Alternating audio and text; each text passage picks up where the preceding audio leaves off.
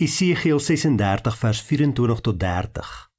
Ek sal reinigingswater oor julle uitgooi sodat julle rein kan word. Ek sal julle reinig van al julle onreinheid en van al julle afgodery. Ek sal julle 'n nuwe hart en 'n nuwe gees gee. Ek sal die kliphart uit julle liggame uithaal en julle hart van vleis gee. Ek sal my gees in julle gee en ek sal maak dat julle volgens my voorskrifte leef en my bepalings gehoorsaam en nakom. Julle sal in die land woon wat ek aan julle voorvaders gegee het. Julle sal my volk wees en ek sal julle God wees. Ek sal julle bevry van alles waarmee julle verontreinig het. Ek sal die graan aanspreek en sorg dat dit baie is. Ek sal nie weer hongersnood oor julle bring nie.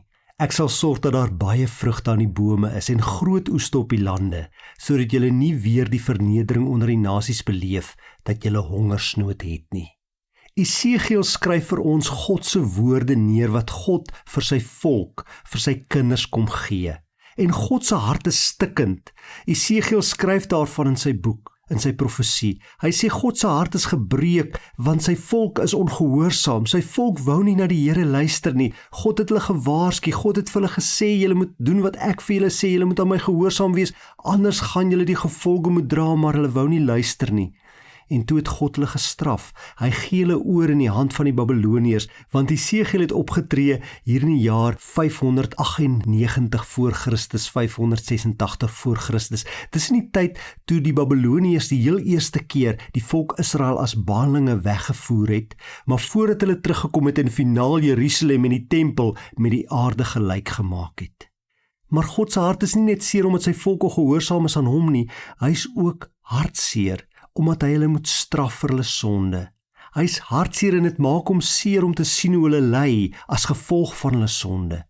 Maar Esegiel bring ook vir ons goeie nuus van God af. God sê, ek sal julle was, ek sal julle reinig, ek gaan julle skoon maak. En ek gaan die klipharte wat daar in julle binneste is, gaan ek uithaal en vir julle 'n nuwe hart van vleis, van vlees gee. En dan, sê God, sal ek my gees in julle uitstort, sodat julle volgens my voorskrifte kan leef en sodat julle gehoorsaam kan wees aan my.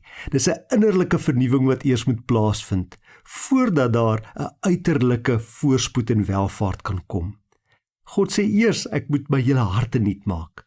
Dan sê hy, in die laaste gedeelte, in die laaste verse wat ons gelees het, daar sal baie graan wees op julle lande. Julle vrugtebome sal vol vrugte wees. Julle oeste gaan groot wees op die lande. Daar sal nie weer hongersnood wees nie. Ja, wanneer God se kinders innerlik vernuwe word, gehoorsaam raak aan God, omdat hulle God se gees in hulle het, dan sal dit ook met hulle goed gaan, uiterlik. Want dan sal God elke dag vir hulle sorg. Wat is jou situasie vandag? Het jy as gevolg van verkeerde keuses, as gevolg van jou optredes, as gevolg van jou sonde God se hart gebreek? Vra hom dan, kom tot inkeer en vra hom om vir jou 'n nuwe hart te gee, om die kliphart weg te vat en vir jou hart van vlees te gee.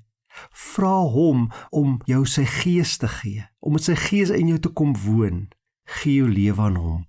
Hy wil vir jou sorg, hy wil vir jou 'n nuwe, die ewige lewe gee. Here, vergewe my waar ek U seer maak met my optrede, wanneer ek ongehoorsaam is aan U. Reinig my, maak my nuut, Here. Neem die kliphart wat dikwels nog in my binnekant is uit en vervang dit met 'n nuwe hart, 'n hart van liefde. Vul my met U Heilige Gees sodat ek U voorskrifte kan gehoorsaam, sodat ek kan doen wat U vir my sê in die woord. En sorg vir my, wil U ook dat my oes sal groot wees, dat die vrugte in my vrugtebome baie sal wees, juis omdat ek aan U gehoorsaam is. Dit bid ek in Jesus se groot en wonderlike naam alleen. Amen.